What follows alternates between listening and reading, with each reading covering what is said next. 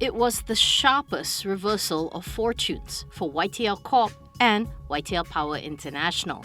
In 2 weeks, roughly 11.3 billion ringgit has been wiped off YTL Power's market cap, while YTL Corp's market cap is down by 9.28 billion ringgit. The Edge deputy editor Adam Aziz details the perfect storm that led to the sell-down on the YTL group. So in the cover, we also touch on YTL, which is seen as the biggest NVIDIA proxy in Malaysia at this point because they develop data centers that uses NVIDIA's latest chips. So when the US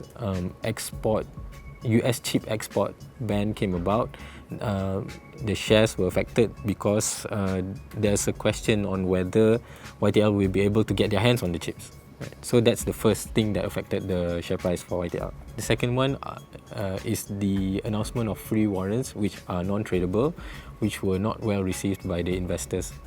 This is because although the warrants are given free and exercisable at the discount to the share price, they are non-tradable. That means the shareholders will be forced to exercise it.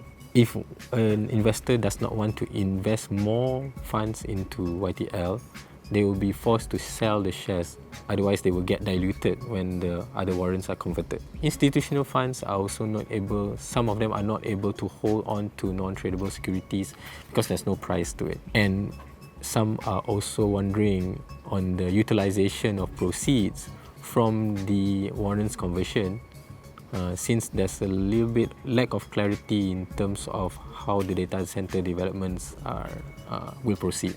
So the third thing that developed in the AI race is DeepSeek's announcement. So this really affects a lot of things for a data center developer like NVIDIA, because for example, there's a question of pricing. How much do you charge your off-takers?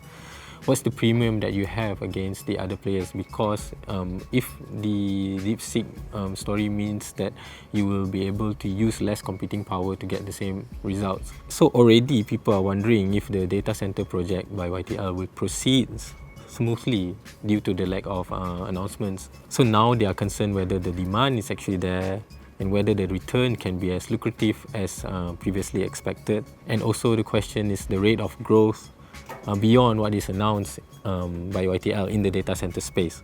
Of course, for existing operations or existing announcements, there a little bit of clarity will help when YTL actually sign firm deals with NVIDIA for the chips as well as with the off-takers for the capacity that they will develop.